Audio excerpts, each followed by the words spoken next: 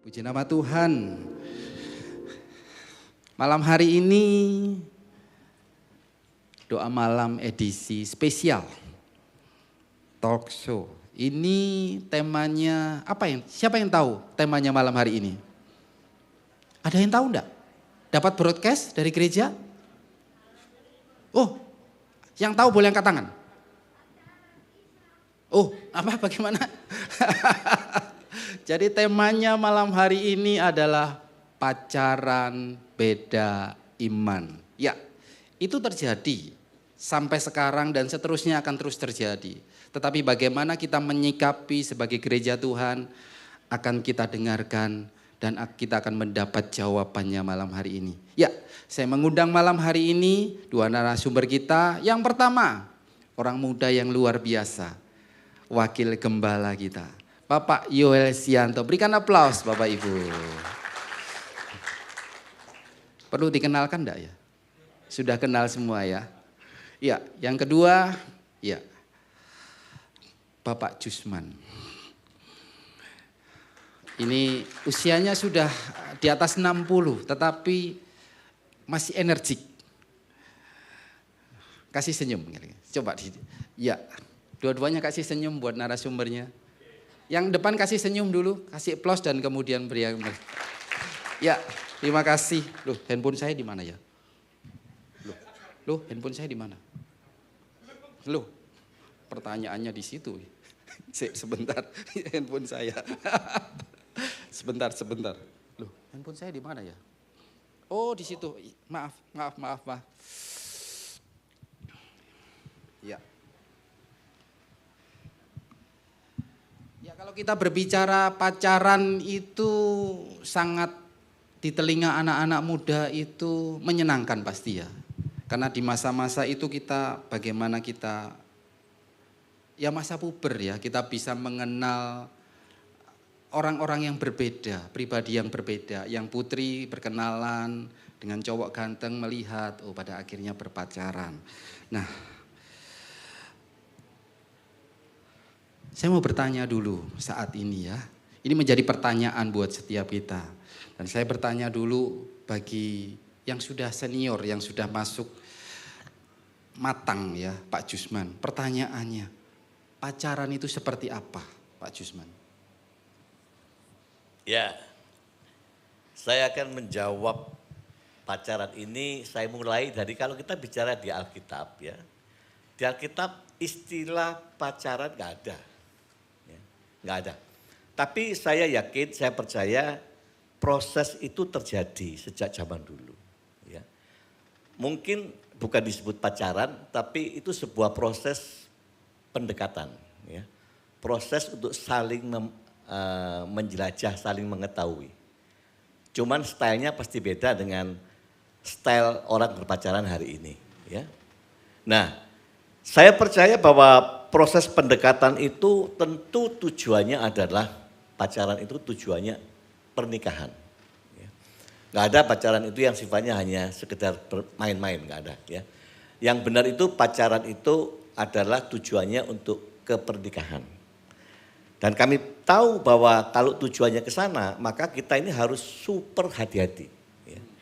Harus serius dan waspada di dalam proses saling menyelami ini. Ya kita sebutlah kalau zaman ini memang pacaran ya, berpacaran. Nah, kenapa kita harus serius? Karena kalau salah keputusan, saya menganggap ini suatu hal yang fatal. Salah keputusan sudah masuk dalam pernikahan, maka akan jadi neraka. Ya. Dan ini tidak sedikit, ini akan menjadi penderitaan seumur hidup. Ya.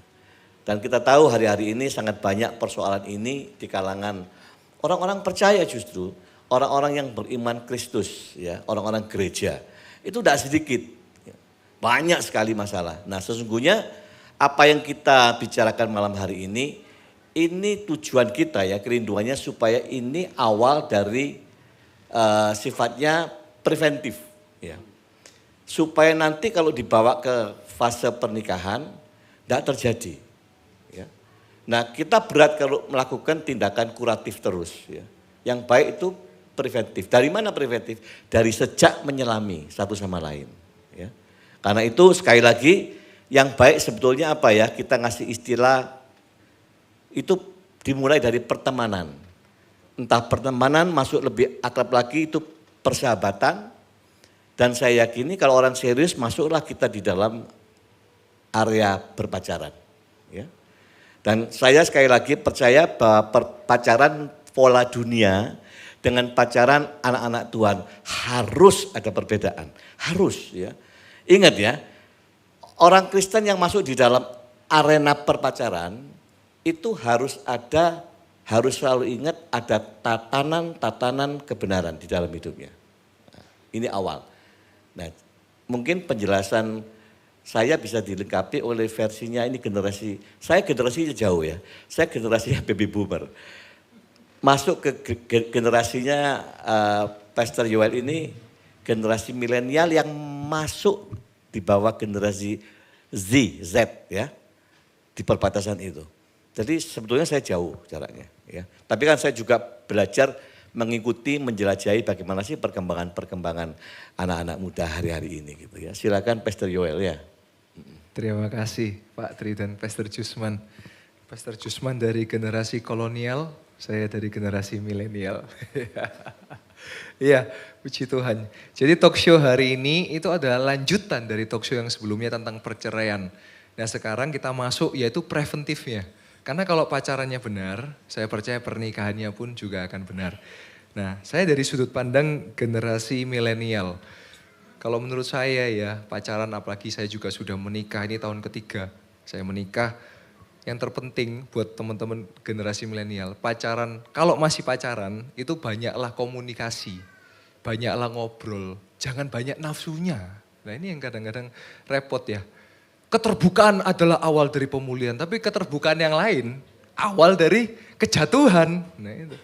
Waktu saya dengan istri saya, waktu pertama kali kami pacaran, banyak ngomong, visi ke depan apa, kami nyatukan visi kami cek perbedaan kami. Sehingga apa, saya orangnya mohon maaf ya, suka ngentut sembarangan. Di depan istri saya tunjukkan kentut saya. Jadi, tak ada yang tersembunyi bagimu. Gitu. Jadi enggak udah menikah kaget, wow gitu ya. Waktu ternyata wow gitu, enggak. Tetapi waktu pacaran saya tunjukkan sifat jelek saya apa. Begitu juga dengan sifat jelek istri saya apa. Akhirnya kami kan namanya pasangan, itu kalau puzzle itu kan terpasang. Anda melengkapi dia, dia melengkapi Anda. Itu kuncinya. Nah yang paling penting sebetulnya di pacaran Anda harus tahu dulu destininya, tujuannya. Menuju ke pernikahan. Sekarang saya mau tanya buat anak-anak muda, karena banyak sekali anak muda yang datang pada malam hari ini, Pastor Jusman. Saya mau tanya, teman-teman pacaran tujuannya apa? Nikah toh? Kalau kalian waktu PDKT pasti getol, pasti gencar.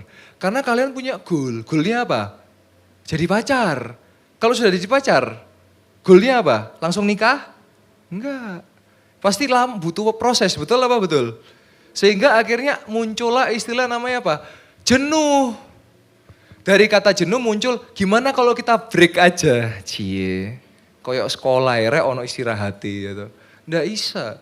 Kalau saya mau katakan ya, kalau misalnya sudah mulai muncul break, kalau dari saya, putus aja. Ojo nanggung. Jangan HTS ya, hubungan tanpa status, bukan tanpa sendal loh ya. Tanpa status. Sering ya, terus yang kedua, kalian justru ya kalau pacaran, saya melihat di sini ada orang tua yang bawa anaknya, ini mungkin sekalian ini. Kalau kamu pacaran, ngomong ke orang tua gak apa-apa. Orang tua juga boleh ngasih masukan buat anaknya. Kalau memang orang tua belum bolehkan, kita harus taat. Berarti belum wayai. Tapi kalau orang tua sudah bolehkan, peganglah kepercayaan orang tua. Buat yang laki-laki saya mau ngingetin, kalau kamu bawa anaknya, perempuannya orang lain, ojo dibawa sampai malam. Seberapa sering pacaran dibawa sampai jam 10, jam 11, jam 12 malam. Itu anak perempuannya orang lain. Harus tahu tata tertib adabnya. Nanti kalau misalnya contoh datang ke rumah, sapaan orang tuanya, halo gitu. Lek perlu kasih ono terang bulan, enggak apa-apa ya. Jadi ben orang tuanya makan, kamu bisa ngobrol-ngobrol kan gitu ya. Nah jadi dari saya tujuannya adalah pacaran, yaitu kamu bagaimana menuju ke pernikahan dan pastikan bahwa kamu akan bersama dia sampai mati loh. Tidak ada kata cerai loh. Tidak ada kata perpisahan loh. Ini kamu harus pikirkan. Karena banyak di anak Tuhan terjadi perceraian. Ya, karena apa? Dulu pas pacaran mikirnya yang manis-manis terus. Lupa bahwa ada hal yang pahit. Yang rasa-rasa lain ada. Lah maksud saya, malam hari kita akan bicara preventif supaya apa? Anda jangan sampai sudah nikah. Aduh, ya apa ya terlanjur, apa tak cerai. Tidak ada kata cerai. Bab 1 BPN, bimbingan pranikah, tidak ada kamusnya perceraian. Itu sudah jelas, dibakar itu tulisan perceraian. Jadi sama-sama pikirkan, cari pacar, cari osing betul-betul fulfill God's destiny. Gitu dari saya. Iya. Terima kasih. Jadi jenjang pacaran itu selanjutnya adalah pernikahan. Dan untuk masuk di dalam jenjang pernikahan perlu waktu pengenalan. Kita mengenal siapa yang kita PDKT. Nah, yang menjadi pertanyaannya saat ini, yang secara umum kita bertemu dengan banyak orang di kampus, di sekolah. Pertanyaannya kita pasti bertemu dengan teman-teman yang tidak seiman. Nah, pertanyaannya, apakah boleh pacaran dengan beda iman? Kita dari orang tua dulu deh, pandangannya orang tua. Boleh apa enggak? Pacaran Pak, bukan PDKT, pacaran. Ya, hal ini memang seringkali disepelekan oleh banyak orang, ya, termasuk anak-anak muda, termasuk orang tua, ya. Sehingga akhirnya kejadian benar. Kalau jadi kejadian benar jadi masalah. Ya. Jadi pertanyaannya apakah boleh berpacaran beda iman? Jawabnya tidak boleh. Ya. Dasarnya apa?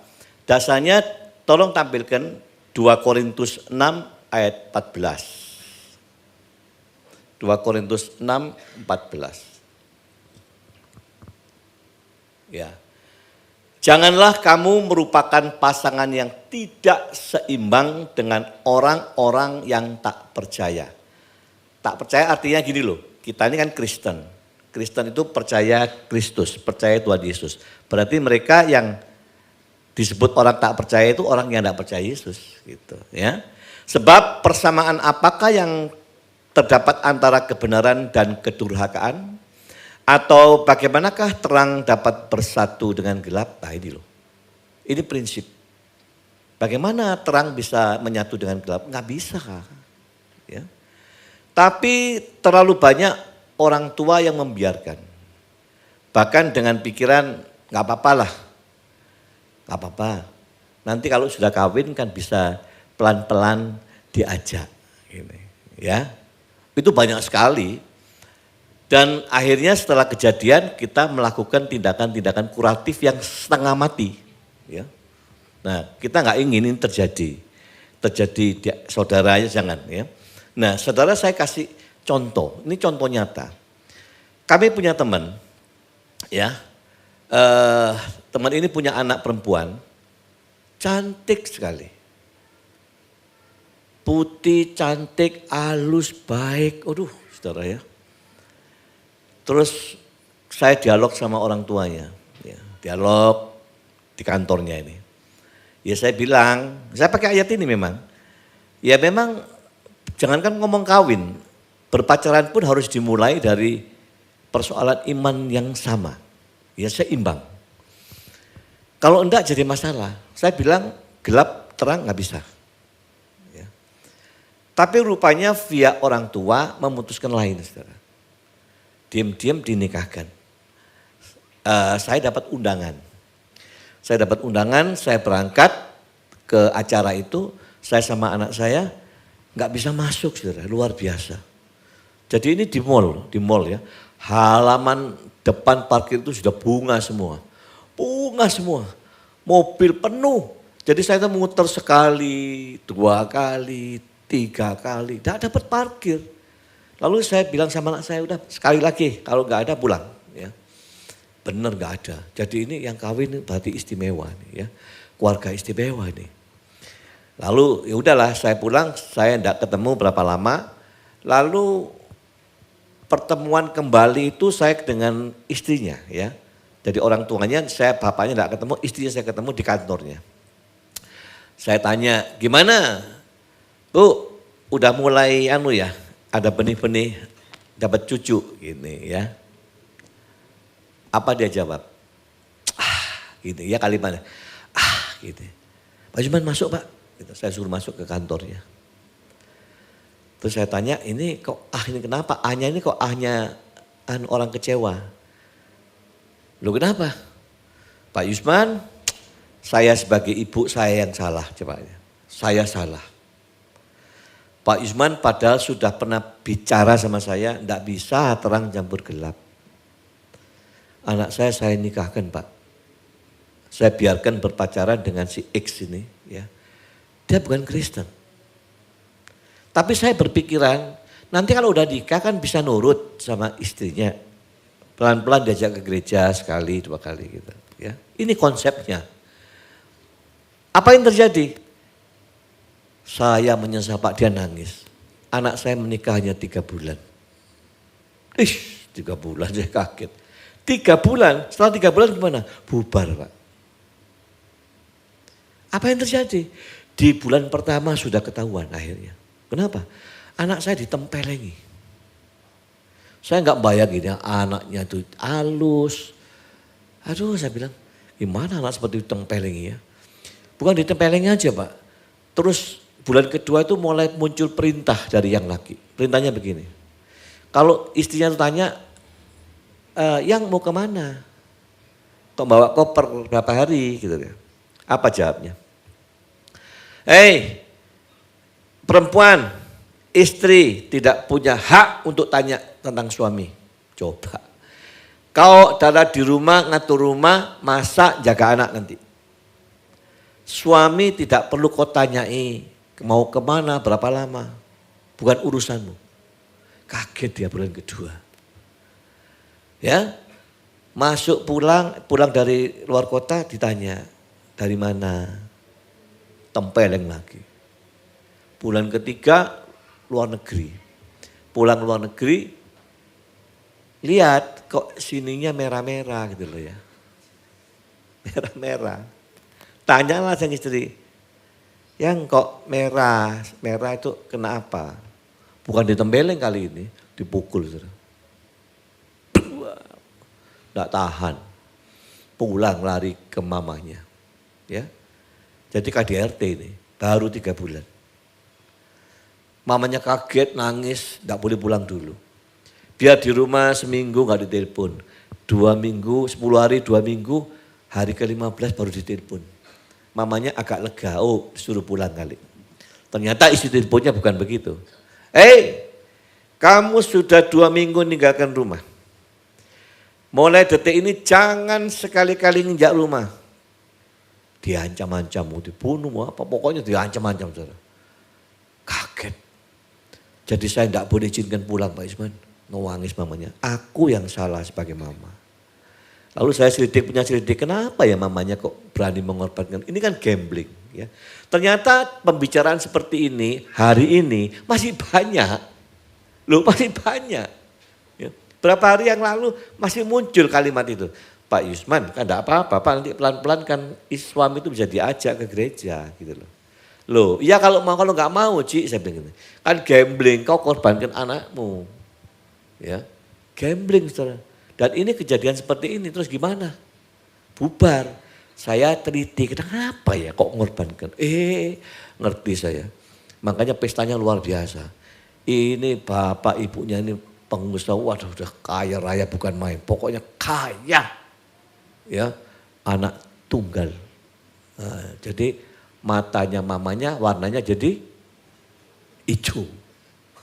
Berubah hijau. Udah gambling dia. Dianggap sepele. Saudara ini bukan sepele. Ya, jadi peringatan firman Tuhan ini betul. Enggak bisa gelap campur terang. Ya.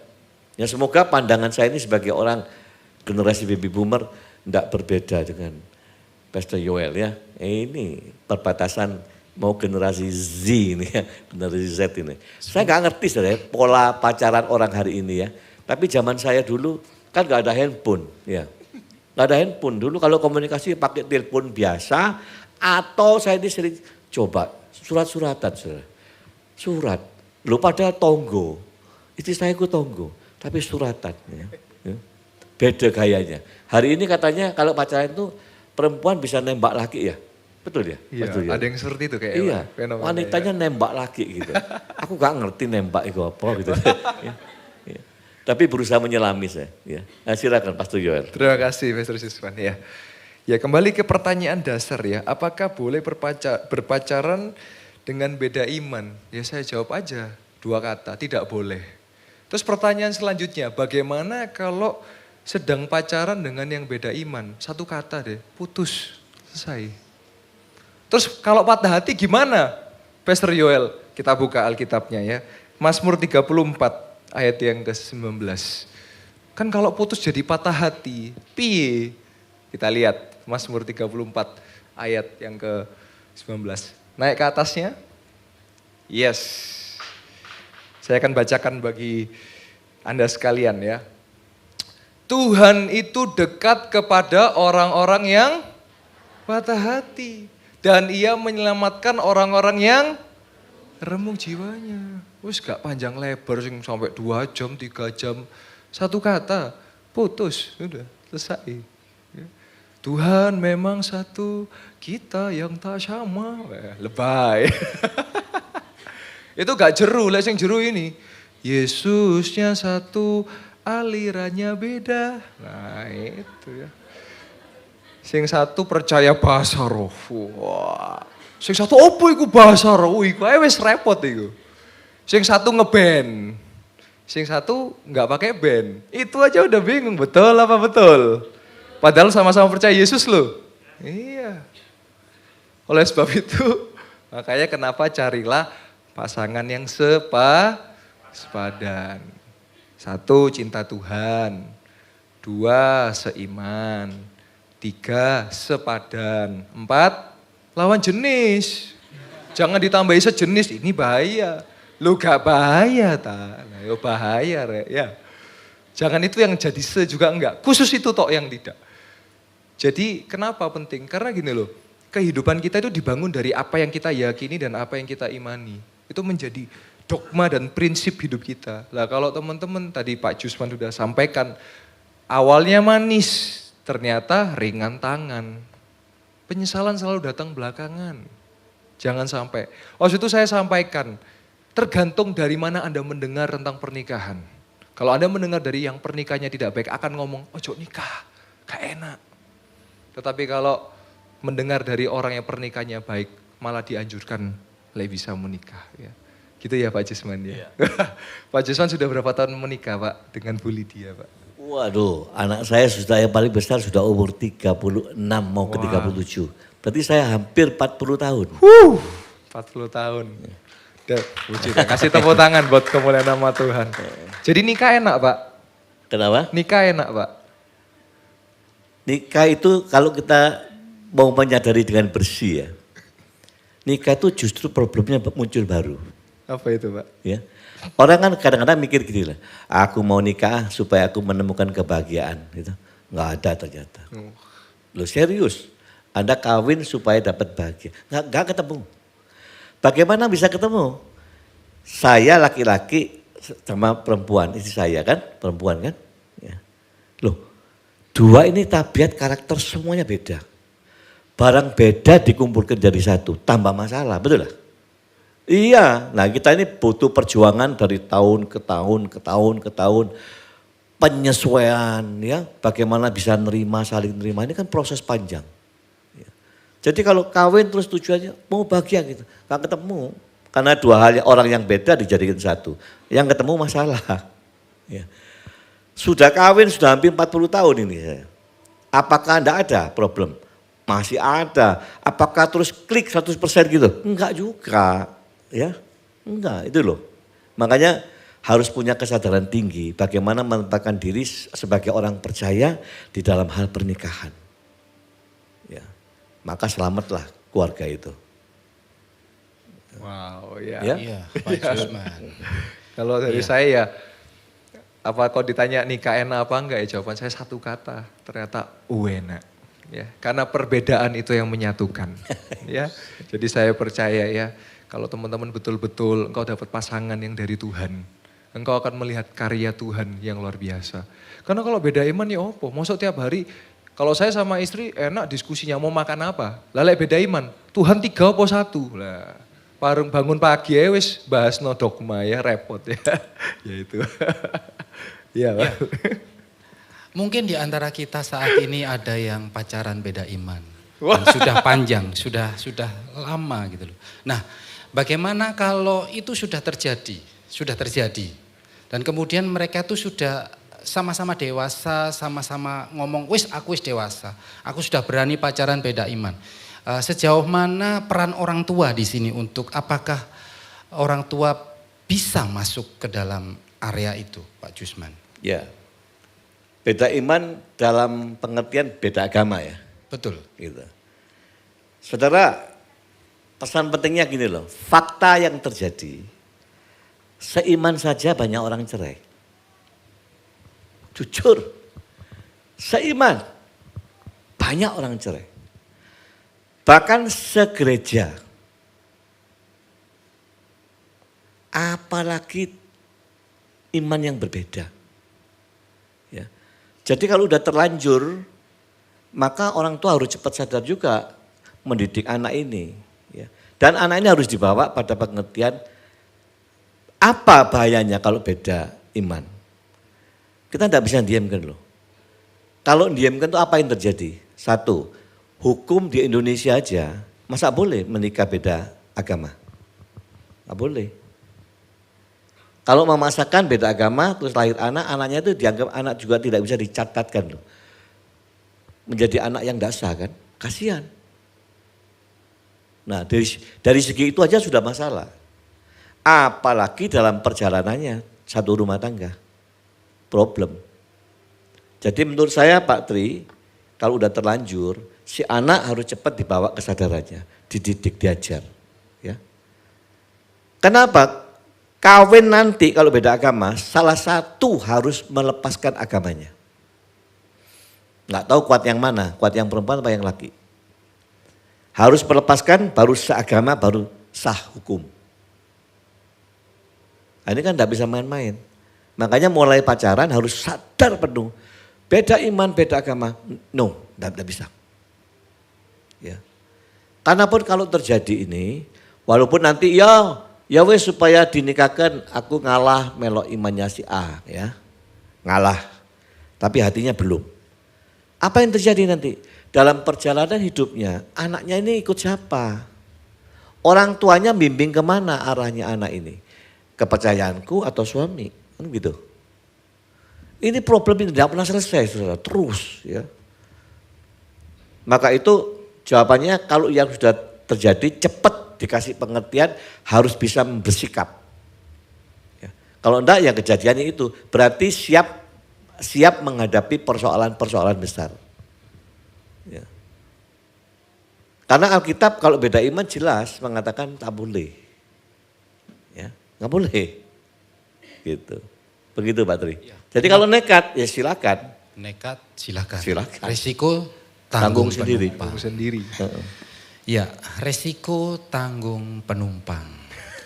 Dan dari pembicaraan kita beberapa menit yang lalu, mungkin ada dari teman-teman yang mau bertanya. Ada? Nah, langsung disambar. Disambar. Ya sambil mic-nya on the way, saya juga tambahkan Pak Tri ya. Kalau saya tetap satu kata ya, kalau beda iman ya wis putus, sudah.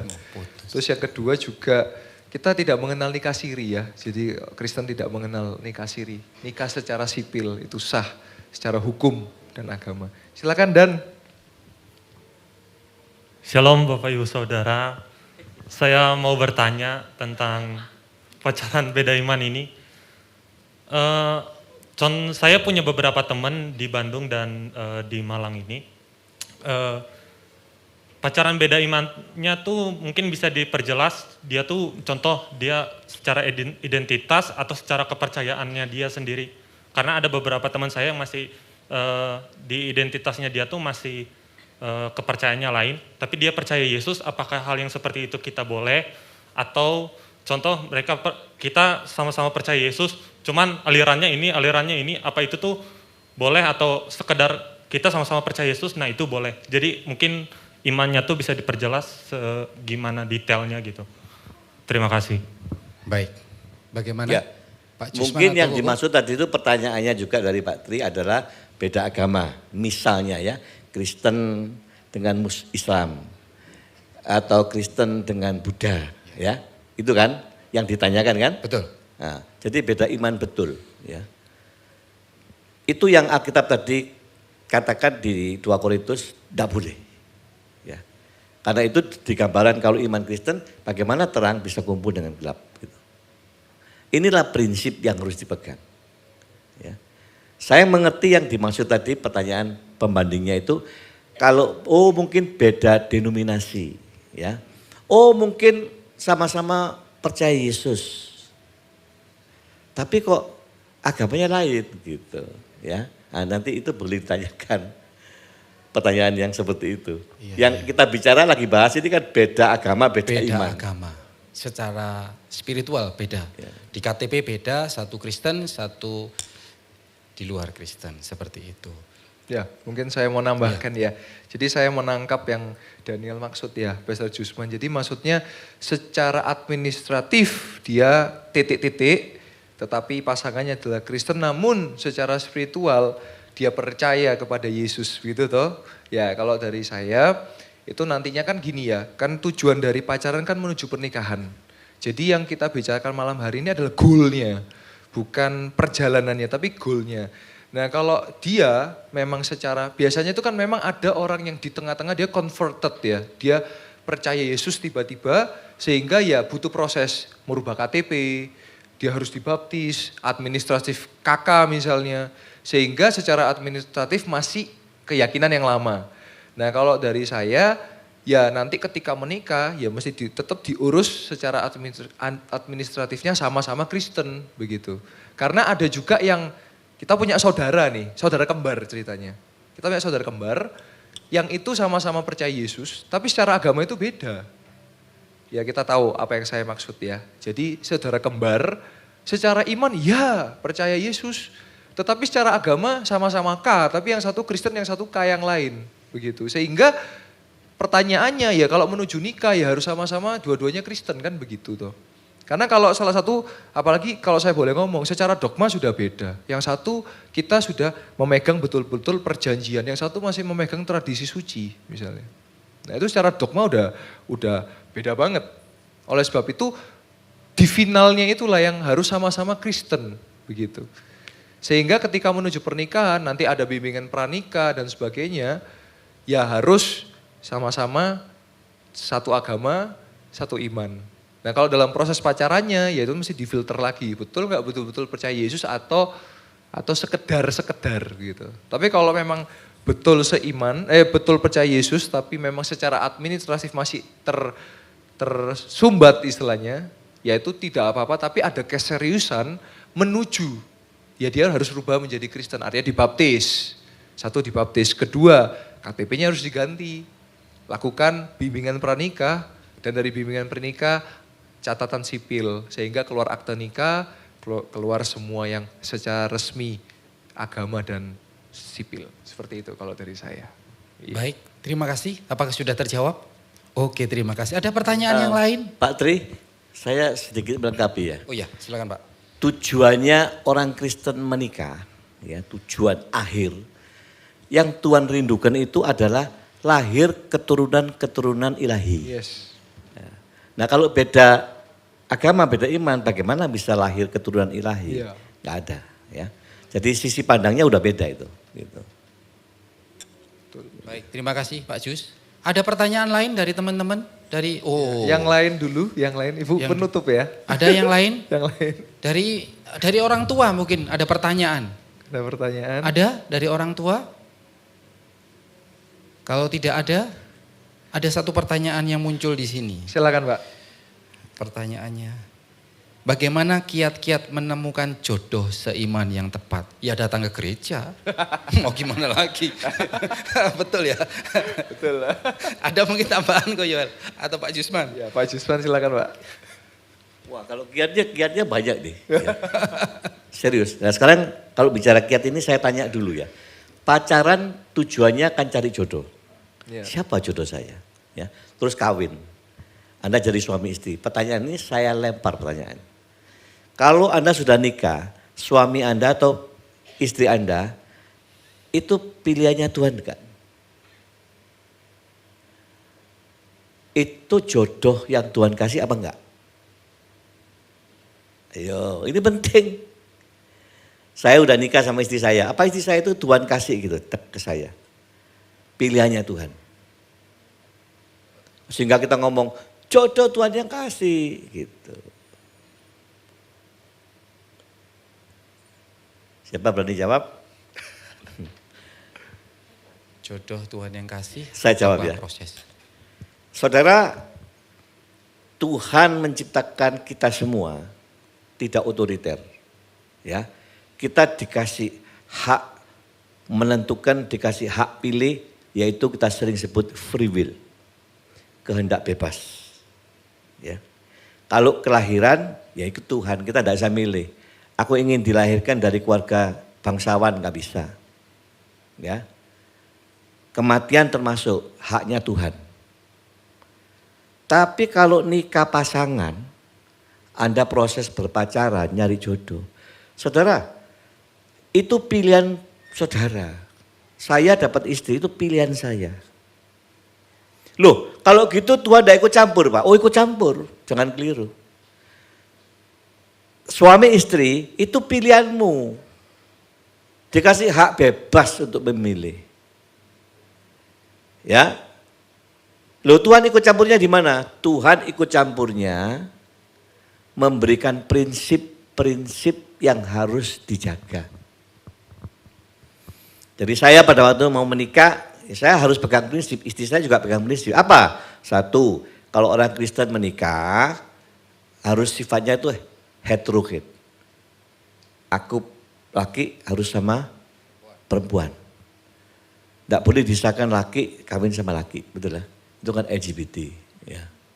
Perempuan kawin ya harus pasangannya laki. Harus beda. Kemudian kalau udah nikah, pasangan hanya satu sampai mati. Satu. Tidak boleh ganda. Ini kan prinsip. Kedua, betul-betul imannya seimbang. Sepadan, seimbang, sama. Masuk dalam prinsip lagi, ingat Yusman, begitu masuk tidak ada lagi, kau tidak mengenal lagi kata cerai itu sudah tidak ada. Di kamusnya kita tidak ada. Sudah hilang. Nah, prinsip itu yang harus diperhitungkan. Ya. Jadi kalau orang pacaran bukan chemistry-nya yang utama. Kalau chemistry itu banyak, Anda tidak sama agama, tidak sama iman, bisa chemistry-nya muncul. Aku kok cocok loh sama ini ya. Nyaman kalau ngomong, kalau apa. Loh itu jangan diutamakan, berbahaya. Mending yang diutamakan itu dilihat. Bagaimana sih quality pasangan, quality iman pasanganku. Ya, itu perlu diamati, bukan chemistry-nya. Quality iman, percayalah. Kalau quality imannya bagus, itu akan muncul di dalam karakter. Karakter itu lahir dari iman. Pasti muncul. Dan ini kau bisa ketahui karakter ini kan tidak cuma 1 hari, 2 hari. Enggak, perjalanan panjang. Kita akan tahu ini karakternya seperti apa. Kita tahu watak-wataknya modelnya seperti apa. Kalau yes, kau lakukan. Kalau enggak cocok ya no. Tinggalkan, stop, bubar. Makanya yang terbaik itu adalah sebetulnya ya. Saya itu ingin menghimbau generasi hari ini. Jangan langsung masuk proses pacaran. Jangan. Pertemanan. Paling dekat persahabatan. Ya. Itulah saat-saat kita menimbang, saat kita tahu. Saya selalu wanti-wanti juga ke anak-anak saya dulu. Hati-hati ya. Kalau ada gejala tanda-tanda dia sering satu, bohong. Jangan dilanjut. Ya. 2, kalau tipenya amarah, emosional, temperamen, jangan dilanjut. Ini hal-hal yang sulit ini. 3, kasar. Kalau udah ada gejala kasar, jangan dilanjut. Trouble. Yang keempat, ini jangan kau lanjut kalau ada sudah bisa baca, iki cowok iki rodok males. Ya, jangan dilanjut. Kalau amarah betul tidak boleh itu. Jangan bergaul kita dengan orang-orang yang amarah. Ya. Gak baik akibatnya. Nah ini pesan-pesan itu makanya saya merindukan jangan langsung masuk dalam berpacaran lah, pertemanan. Persahabatan boleh. Ya, apalagi kalau masih belum mandiri. Ya, segalanya masih minta orang tua semua. Aduh bagaimana. Kalau pacaran itu kan menjurusnya sebentar lagi kawin gitu. Ya. Jangan. Jadilah generasi-generasi muda engkau yang siap mandiri, tidak mau dibekali oleh orang tua. Ya. Baru pacaran serius, menemukan lanjut oke, jalan. Kalau enggak ya sudah jangan. Ya. Jangan gaya barat, kalau barat itu kan orang coba aja dulu lah, enggak perlu pakai legalitas. Ya. Kumpul serumah dulu, kalau enggak cocok kan lebih gampang bubarnya. Itu jangan dipakai konsep itu. Konsep anak Tuhan enggak boleh begitu. Ya. Kan kita ini mau bersikap kuratif, preventif bukan kuratif. Ya. Mencegah lebih baik daripada kita ngobati. Ya. Gitu. Ya itu Pak Tri, kiat-kiat ya. Jadi dimulai pertemanan. Jangan buru-buru pacaran lah, udahlah. Ya. Kemudian pegang prinsip-prinsip. Pilihan kok bebas boleh pilih. Orang ini kan punya style sendiri ya. Punya kesukaan sendiri. Ada pria-pria suka wanita tinggi. Ada pria-pria suka wanita gemuk. Ada loh. Ada pria suka wanita yang langsing. Ada yang ingin putih. Tapi pria lain ngomong enggak senang putih. Coklat gitu ya. Ini selera. Makanya Tuhan baik, kau boleh pilih. Tapi hati-hati ya anakku ya, prinsip-prinsip harus kau pegang. Gitu. Ya. Jadi Tuhan ikut terlibatnya memberi prinsip. Tapi kita boleh milih. Tapi ada orang yang dari awal, pihak wanita atau pria itu dari awal sudah minta sama Tuhan, bergumul. Tuhan aku kasih Tuhan, yang begini. Aku menantikan Tuhan memberi, dipertemukan. Oh ini perjuangan panjang biasanya, luar biasa. Tapi banyak orang kan enggak sesabar itu ya. Orang ingin pokoknya cocok selera, chemistry pas, cepat-cepat gitu. Ya. Nah, sekali lagi lah kita bersyukur kepada Tuhan. Dia tidak otoriter, kita dikasih free will, tapi Tuhan ikut campur memberi prinsip-prinsip sebagai anak Tuhan. Ya, prinsip kebenaran. Pacaran boleh, kiat-kiatnya ini harus pinter. Oh kalau aku pacaran tetap aku harus menjaga kekudusan. Aku harus menjaga kemuliaan Tuhan. Ya, nah ini loh. Makanya kalau saya bilang ya, kalau beda level iman aja. Yang wanita imannya tinggi sekali, tingkat kematangan rohaninya yang pria sangat rendah, ini susah. Baru di pacaran udah susah. Ya. Betul Yohan? Betul sekali, Ya. Pastor Jusman. Iya. Iya. Kira-kira begitu Pak Tri. Ya. Iya. Baik, terima kasih Pak Jusman. Saya tambahkan ya. Oh iya silakan. Kalau dari saya secara singkat, bagaimana anak muda bisa ketemu dengan jodohnya dari Tuhan. Satu, kalau kamu bisa jadi versi terbaik dari dirimu. Kamu mau berubah jadi yang terbaik. Kamu akan ketemu sama orangnya. Yang kedua, carilah mereka yang mau melengkapi kamu. Kamu punya kelemahan, kamu gak sempurna. Justru carilah dia yang melengkapi kamu. Dan kamu melengkapi dia. Saling melengkapi. Karena jodoh itu apa? Pasang. Saya mau tanya sama seperti Pastor Jusman. Jodoh dicari apa ditunggu? Jodoh dicari. Tunggu ono sampai 50 tahun. Cari, harus dicari. Itulah sebabnya saya bikin biro jodoh. Sampai 40 tahun masih lajang. Karena saya masih menunggu. Silakan nunggu sampai 50 tahun. Harus dicari. Jodoh itu dicari. Saya analogikan sama seperti engkau nyari baju. Carilah yang sweet fit dengan badanmu. Yang cocok dengan badanmu. Jadi engkau nyari. Bukan nunggu. Kesuwen lek nunggu. Saya nyari loh. Saya nggak nunggu. Lek nunggu kesuwen. Engkau cari. Tapi bagaimana, kapan waktu untuk nyari? Waktu sudah siap. Kalau laki-laki, engkau sudah punya pekerjaan, sudah punya siap untuk menghidupi anaknya orang gitu loh. Jadi siap gitu. Kalau sudah siap cari silahkan gitu ya. Baru benar kata Pak Jusman, mulailah dari pertemanan. Dari pertemanan, kalau memang sudah serius, dulu saya sama istri saya pacaran cuma 6 bulan. Langsung kita cepet-cepet tunangan dan langsung kami menikah. Jadi enggak pakai babi bu bebo kesuwen gitu, dramatisir, drama itulah, drama inilah, nangis-nangisan lah, jerit-jeritan lah, ada. Gak pakai gitu-gitu ya. Kalau pakai masih nangis-nangisan bareng, ketawa-ketawa bareng gitu, kakek nonton drama ya. Ya, jadi karena pernikahan itu kehidupan nyata, bukan makanya dikurang-kurangi nonton yang serial-serial tentang nikah-nikah yang di Korea-Korea itu. Ayo saya kasih tahu kenapa Korea kok bikin drama serial pernikahannya romantis, kenapa? Karena tingkat perceraian di sana tinggi. Kenapa mereka buat itu? Untuk menutupi sesuatu. Silakan Anda bisa research itu datanya. Jadi jodoh seperti itu. Terus pertanyaan Pak Yoel, kalau misalnya ada yang gak menikah, itu berarti memang Tuhan tetapkan gak menikah atau bagaimana? Itu bisa ada jawaban, ada kajiannya, memang ada selibat.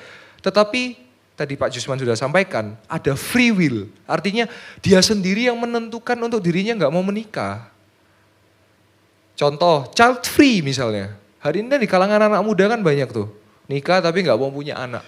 Gini ya, kita perlu tahu hari ini dunia itu lagi menormalkan sesuatu yang gak normal.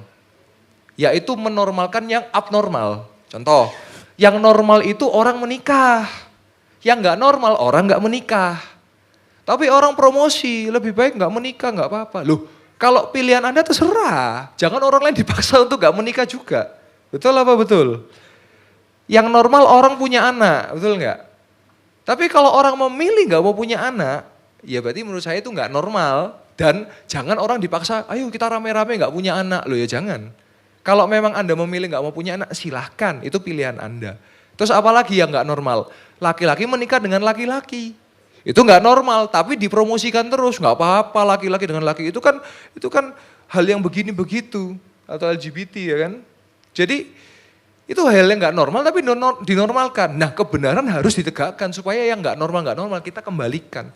Ya saya tahu memang ada masalah mungkin tidak punya anak bisa dari sisi biologis atau memang dari sisi yang lain. Tetapi saya masih percaya bahwa ketika orang menikah pasti kepingin punya anak. Itu yang normal begitu loh. Ya. Terus dimulai ketika kalian sudah mulai ketemu orang, kalian cek tadi sudah disampaikan oleh Pastor Jusman, karakter-karakter. Satu yang saya mau tambahkan, kalau kalian menemukan dia sudah selingkuh waktu pacaran, wes ojo balik putus no. Karena waktu nikah pasti selingkuh, itu tabiat itu jenenge. Itu karakter itu. Sungguh. Ojo dicoba lo ya, kalau dicoba nyesel lo ya. Sungguh. Karena itu karakter, itu tabiat. Lek wes seneng selingkuh, pasti nanti nikah pasti selingkuhan. Kok bisa Pak Yoel ngomong gitu? Ya saya ada dalam pelayanan ketika saya tanya, kenapa kok sudah selingkuh? Ya sejak SMA sudah seneng selingkuh. Oke, dari situ saya bisa menilai. Gitu. Banyak loh anak Tuhan yang bercerai, kenapa? Karena pacarannya gak bener. Kenapa malam hari kita adakan ini? Preventif. Halo, kenapa kok ini penting? Mungkin sepertinya ngomong no pacaran lucu sepele ya. Kalau bercerai yang korban siapa? Pertanyaan. Anak-anak jadi korban. Anak-anak jadi korban. Orang tuanya enak mikir no cerai ae. Lah anaknya piye? Ikut sopo? Ya lah ikut papa, ikut mama, lah ikut ditinggal, ikut kakek nenek misalnya. Anda harus pikirkan sama-sama. Dan gereja hadir untuk memberikan kebenaran. Gereja hadir untuk kita melahirkan generasi-generasi yang benar. 2045 Indonesia menuju generasi emas. Teman-teman yang hari ini masih mungkin umur 20 tahun.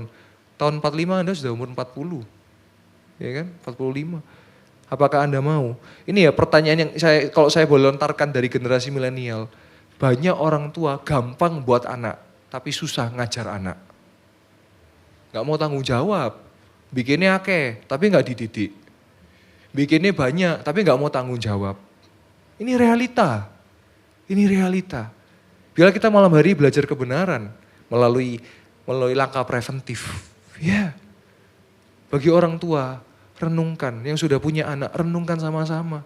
Jangan ambil tindakan berdasarkan emosi. Engkau pikirkan engkau punya anak. Putus rantai kutuk generasi, jangan sampai anak engkau ngikuti atasnya.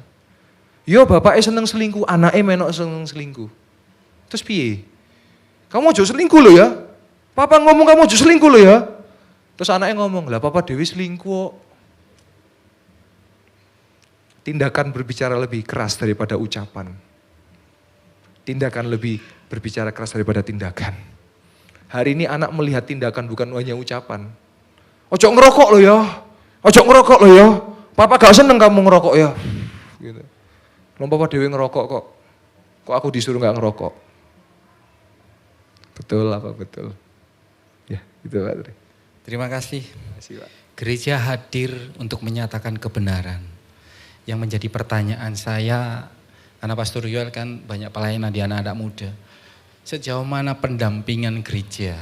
Jadi kan teman-teman youth kan sudah ada yang beberapa pacaran. Nah itu pendampingan dari gereja seperti apa kok? Ya, sejauh ini ya memang kita dari gereja tidak bisa masuk terlalu dalam karena kita tahu privasi ya Pak ya. Dulu saya pernah punya pengalaman waktu ngatur terus, kan sopo kan bukan orang tuaku. Lah orang tuaku membolehkan. Ya salah satu yang bisa gereja lakukan ya melalui forum seperti ini. Juga fasilitas-fasilitas talk show tentang relationship. Ya itu bisa. Karena kalau kita terlalu mencampuri privasi ya nggak bisa. Saya itu punya satu pemahaman daripada kita nyemplung. Sebelum kita nyemplung kita tahu dulu di situ ada lubang gitu loh Pak. Tetapi kan seringkali pola pembelajaran kita itu begini. Nyemplung dulu baru belajar. Lek pacaran ojo di kamar lo yo. Tenang kok, ada Roh Kudus di sini. Kudu Roh Kudus, roh jahat yo. Akhirnya tercelup di dalamnya. Gimana ya kok sudah terlanjur ada titik-titik terjadi, hubungan terlarang terjadi. Terus aku kudu piye? Wis diomongi dari awal, gak percaya. Wis kejadian, baru percaya. Betul apa betul? Diomongi, ayo lek pacaran ojo berduaan. Iya kok, ngerti aku. Ya wis, saya gak teruskan, saya cuma ngingetkan.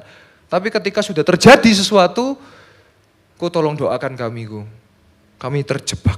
Oh enggak terjebak. Anda menjebak diri Anda sendiri gitu. Jadi seperti itu Pak. Dari ya forum, kalau di youth sekarang kan ada Cetirsa, ngadakan mungkin forum-forum untuk yang pacaran dan sebagainya. Juga yang paling penting kalau bagi saya yang pelayan-pelayan youth, harus kontak terus dengan orang tua.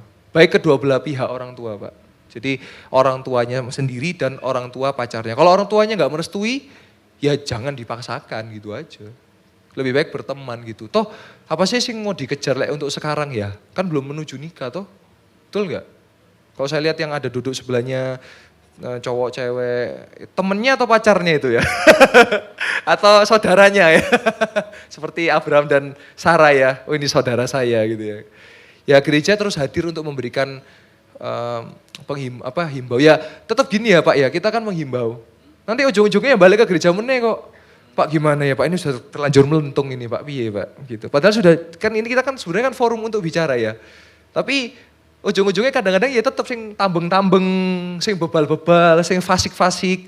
Nanti kan datang gimana ya, apa bisa diberkati ya. Kalau satu saat misalnya ada peraturan khusus yang melentung gak bisa diberkati, piye ayo. Loh, itu karena tidak kudus loh. Karena sudah melentung dulu, piye. Misalnya ini kita anda-anda ya, supaya suatu saat Anda mikir gitu. Saya ngajak Anda berpikir. Misalnya Anda pacaran bebas, perutnya melentung, terus datang Pak Afat. Saya mau Pak Afat. Dinikahkan Pak. Terus aduh maaf, ada peraturan gereja kalau melentung duluan gak bisa diberkati. Piye pertanyaannya. Loh sama-sama kita berpikir nih ceritanya. Ayo piye. Nah sebelum terjadi itu suatu hari nanti, otomatis kan Anda mesti berpikir toh. Apa yang Anda lakukan, ya Anda jangan itu. Misalnya contoh ini mohon maaf, ada kasus-kasus misalnya, ya karena melakukan itu Pak. Akhirnya malu gitu ya. Aduh, akhirnya ya mau gak mau dapat sanksi sosial. Pertanyaan Pak Yoel, kalau melakukan itu Tuhan mengampuni gak? Ya mengampuni Tuhan, tapi ada sanksi sosial. Itu loh yang wis pernah melakukan misalnya. Oke, aduh malu. Loh pertanyaan waktu melakukan kok gak malu gitu loh. Maksudnya bagaimana cara berpikir? Nah makanya dari kita melakukan pengajaran-pengajaran yang benar itu antisipasi gitu loh. Anak-anak muda banyaklah firman Tuhan, banyaklah dengar firman, baca firman, pacaran yang sehat. Saya sering menemukan kadang-kadang jam 10 malam, jam 11 malam masih keluyuran. Jangan, gak sehat itu. Jam 9 tuh maksimal deh. Habis ini misalnya datang dengan pacarnya, wis langsung pulang aja wis. Besok saya ada hari Jumat, besok saya ada hari Sabtu. Koyok dunia milik berdua ya rek, yang lain ngontrak ambil ngekos ya. Ya gitu Pak terus saya. Terima kasih Terima kasih, Pastor Pak. Yoel.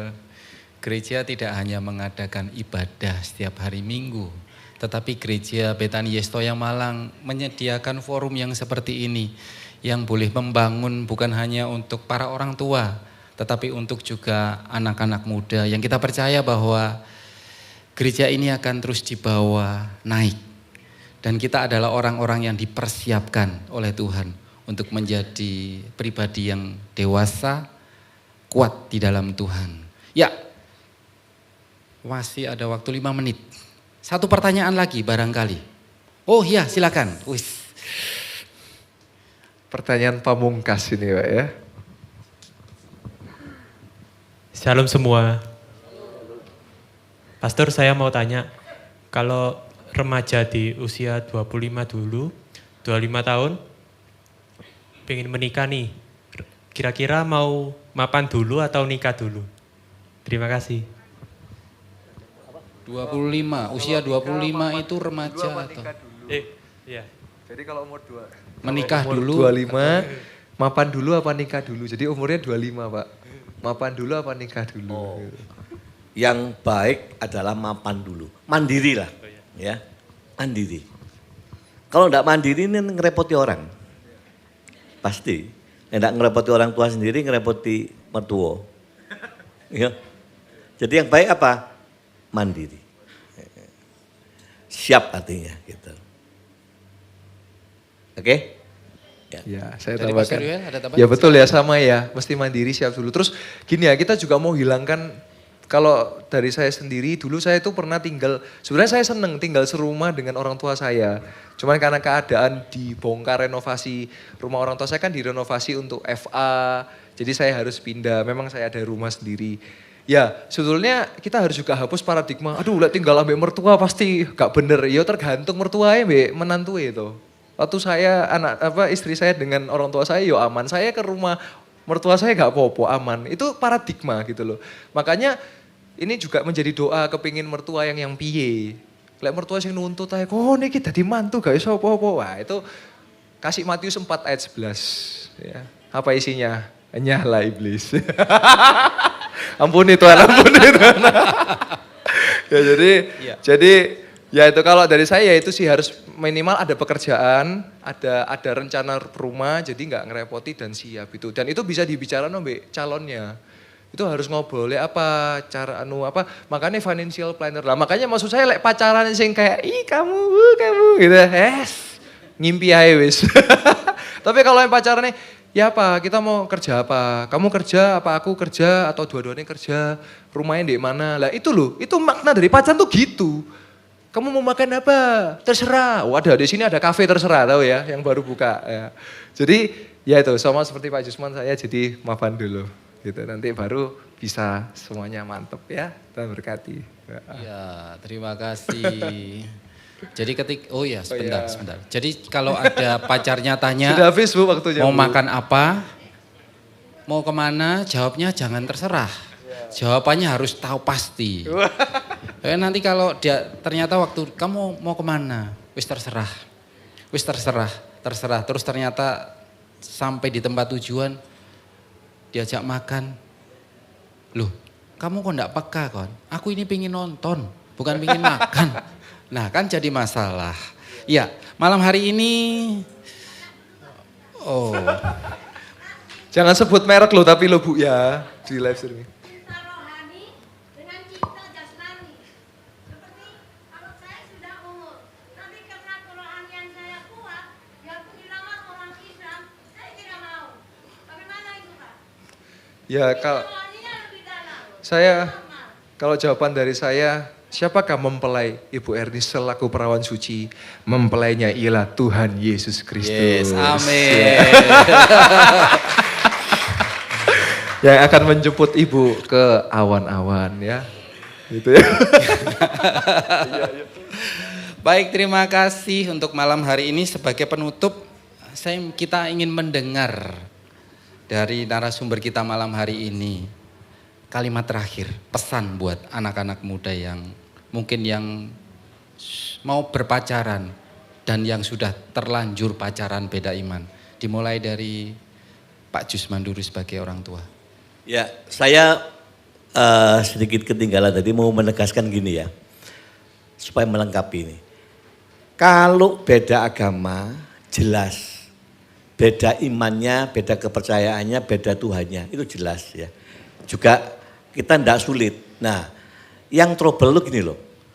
Pak, yang penting kan sama-sama Yesusnya. Ya. Oh, jadi ini yang terjadi antar denominasi. Lebih jelasnya gini lah ya. Antara Kristen Protestan dengan Katolik itu kan sudah lain. Ya. Tapi kan sama Yesusnya Pak. Nah, kan tidak masalah. Ini memang tidak ada larangan di Alkitab. Gak ada saudara. Ya. Anda baca mulai Kejadian sampai Wahyu juga gak ada. Tapi fakta yang terjadi gini loh. Memang sama-sama Yesus. Tapi jangan lupa. Ada banyak ritual-ritual, tekanan-tekanan pengajaran, tradisi-tradisi yang tidak gampang begitu aja dirubah. Dan ini yang menjadi masalah. Di jangka panjang, di dalam hubungan suami istri, beda yang seperti ini itu problem. Ternyata bisa menjadi gesekan yang keras. Gitu. Jadi nasihat saya, hati-hati yang seperti itu. Ya. Yang baik memang, kalau engkau kalangan apa nih? Aku ini kalangan Pentakosta Pak.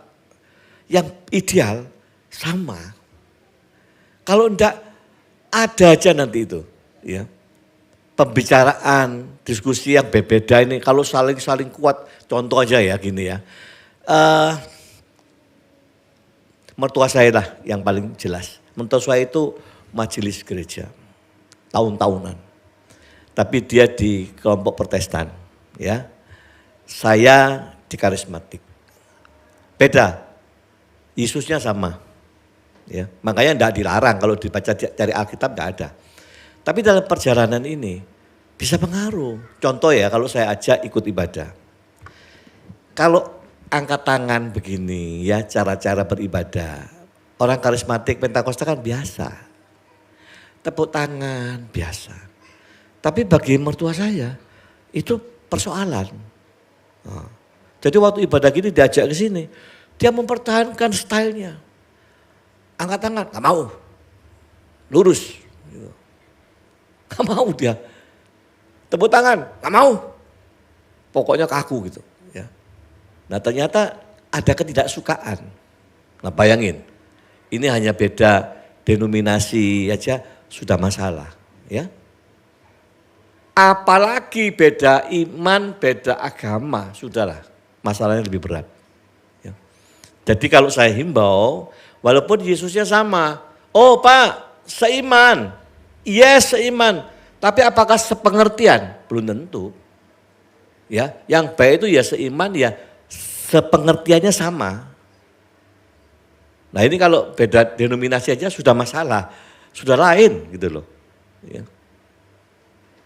Nah salah satu contoh juga bentuk orang tua mendidik anak yang paling gampang ini. Ini yang kami lakukan. Ya. Waktu anak saya belum menikah semua, 3 anak saya, itu istri saya selalu perintah. Kalau hari Rebu di rumah ada ibadah, kalian semua tidak boleh ada acara. Dibatalkan, ditunda dulu. Kecuali acaranya tidak bisa dibatalkan. Semua pasangan di rumah duduk mendengar.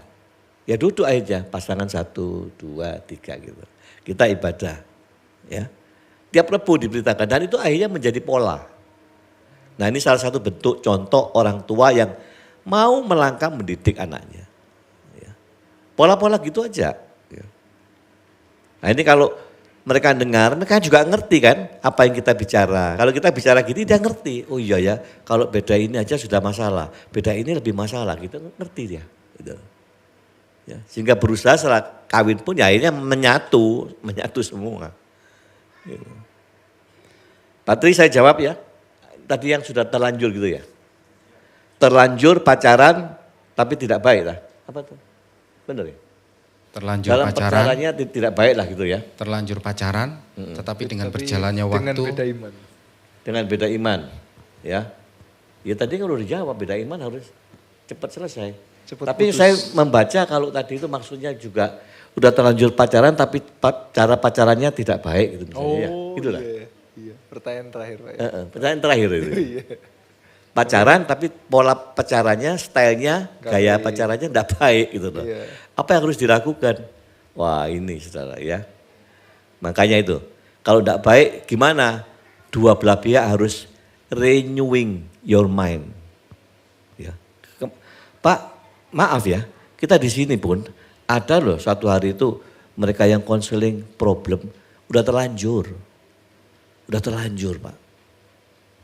Jadi pasangan ini udah terlanjur melakukan tindakan-tindakan yang tidak boleh dilakukan kalau itu belum suami istri ya. Udah ulang-ulang. Lalu juga konseling sama istri saya, problem begini nih terlanjur. Harus gimana kalau model pacarannya salah begini ya. Udah kedalaman. Nggak ada cara, dua belah pihak harus kembali cepat. Minta tampilkan ya 1 Yohanes, tolong 1 Yohanes 1 ayat 9. Nggak ada cara. Dua belah pihak anak muda ini harus kembali ke 1 Yohanes 1 ayat 9. Ya.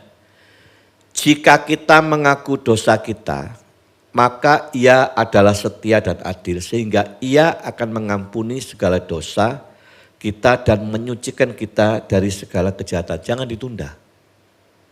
Sadar tok, jangan ditunda. Cepat lakukan pertobatan. Datang dua-duanya, dua belah pihak, tidak bisa satu, dua-dua. Ya.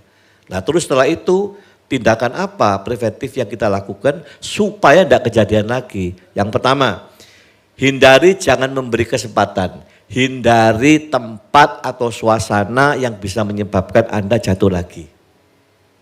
Harus diatur itu. Makanya perlu kesepakatan laki dan perempuannya ini. Ya. Sadar salah kita ini udah lakukan terlanjur ini. Ya. Cepat balik. Tapi pengakuan dosa dulu kepada Tuhan. Lalu mulai ditata hidupnya, hindari tempat-tempat yang begitu. Ya. Oh sepi, keluarga lagi ada semua, kita berdua. Ini kesempatan untuk membuka celah melakukan kejahatan perzinahan lagi, gitu loh. Ya, ini harus dikunci cepat. Makanya butuh dua belah pihak sepakat. Kalau yang perempuan tok, yang laki kudu makso. Nah, hati-hati ya. Kalau satu pihaknya kudu makso terus, berarti dia sangat lemah. Dia membawa kepada kehidupan yang caut maut. Jangan, ya. Harus cepat bersikap. Kalau terus begitu gimana caranya? Belajar mengarahkan pikiran, arahkan pikiran itu pada aktivitas yang sehat. Benar, kalau enggak, karena apa ya, dosa gitu itu dosa seks kan itu. Itu mengikat, membuat orang ketagihan. Satu kali aja lakukan. Enggak mungkin berhenti satu kali, ada dua. Enggak mungkin berhenti dua, tiga. Agak lama mulai kaget sadar. Nah ini cepat balik. Kalau enggak keterusan, aduh, kalau keterusan ini yang bahaya ya. Makanya harus punya aktivitas, arahkan belajar pikiran ini diarahkan kemana ya. Cari aktivitas yang sehat. Bahkan dorong diri ini, melibatkan diri ini, bagaimana ya kita melibatkan diri untuk mendongkrak kedewasaan rohani. Ikut apa ya? Gitu. Paksakan, kalau gak dipaksa tubuh ini malas. Padahal Anda dalam keadaan bahaya ini. Pacaran belum nikah ini. Kudu melakukan seks terus. Ya kan? Ini harus cepat berhenti gitu loh. Ini kan dosa. Gitu. Cepat berhenti dan kalau terusan masalah nanti. Percayalah masalah. Ya. Jadi kira-kira itu Pak Tri. Ya, harus cepat balik kalau tidak beres. Ya. Cepat balik, bertobat, mengaku, baru dua belah pihak menata segala aktivitasnya. Jangan buka celah, tidak ada pilihan lagi. baik. Terima Dr. kasih Joel, Pak Jusman. generasi muda Ya. nih. Ya, Dari saya, kalimat terakhir. Saya kasih kalimat terakhir Ya. Pak Jus. Setelah ini Pastor Jusman ya. Ya. Saya kasih kalimat terakhir. Saya mau panggil, hai wanita-wanita. Hai. Pernikahan adalah sebuah bahtera rumah tangga. Carilah nakoda yang tepat bagi engkau. Pria-pria, hai. Hai, carilah pelabuhan, tempat di mana engkau akan berlabuh untuk selamanya. Itu kalimat dari saya. Tuhan Yesus memberkati. Ya. Silakan Pak. Dari saya, hai cowok-cowok, cewek-cewek. Hai, ya.